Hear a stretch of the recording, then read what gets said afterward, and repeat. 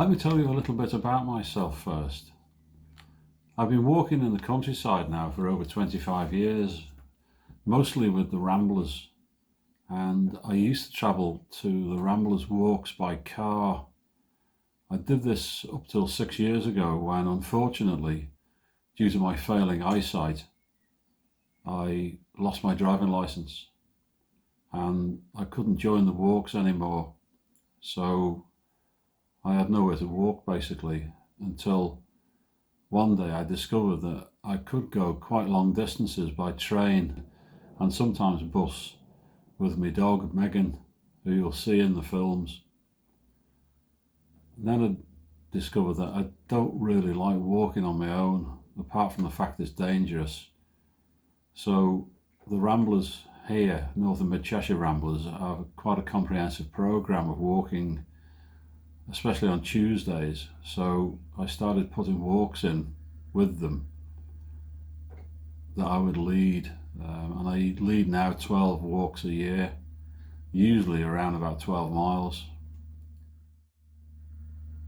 We're in COVID-19 lockdown at the moment, and none of the Ramblers walks are happening because we can't gather in groups. We're not supposed to use public transport.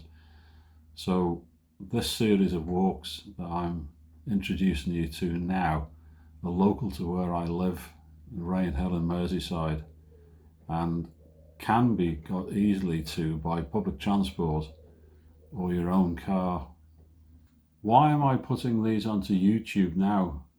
Well, I've been inspired by a lady called Shanaz Gizar, who put a couple of walks onto BBC Two called Yorkshire Walks, and it looked to me as though she was using a gimbal.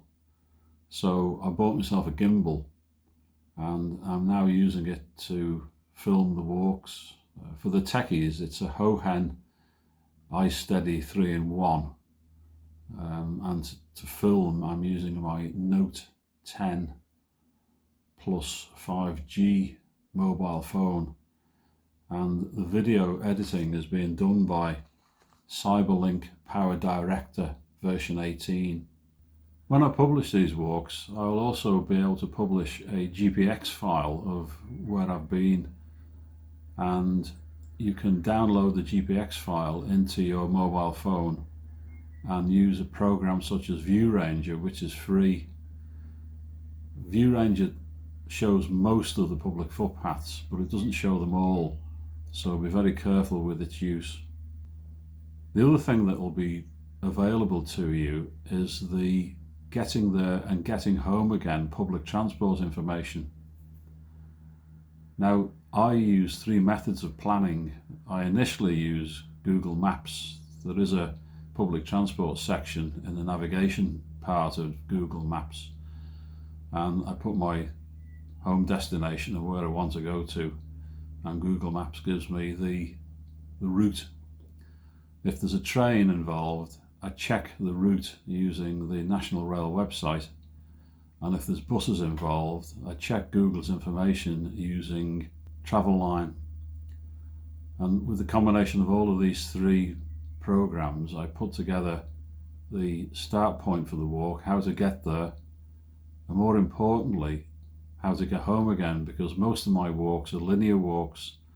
More often than not, they're from railway station to railway station, or sometimes they're from railway station to a town where there's no railway station and I have to get a bus to the nearest railway station. Now, be very careful when you're using my walks if you're using public transport, because the information I've given out at the moment, which is April 2020, is current, but in months to come the bus service and even the train service may not exist, or the timetables may have changed. So you need to check how you're going to get to the start of the walk, and more importantly, if there's public transport available for you at the end of the walk, because in a lot of cases, if there's no public transport there because it's been cancelled, you're going to be 12 miles away from your start point, and you don't want to be walking back the same distance. Long day, bad weather, not good. Once the lockdown is over, then I'll be able to go back onto public transport, and I'll go back to my normal distance, which is up to 12 miles. The walks will be in moorlands, mountains, by rivers, lakes, in the countryside. Generally, I travel up to 2 hours from my home by public transport to get to a walk. If you find these walks interesting, then and you can't do the 12 miles or don't want to do the 12 miles, then if you email me and request, and I'll make a shorter walks for you all. So now it's time to get out there, enjoy the fresh air, see some beautiful scenery, and enjoy yourself in the countryside.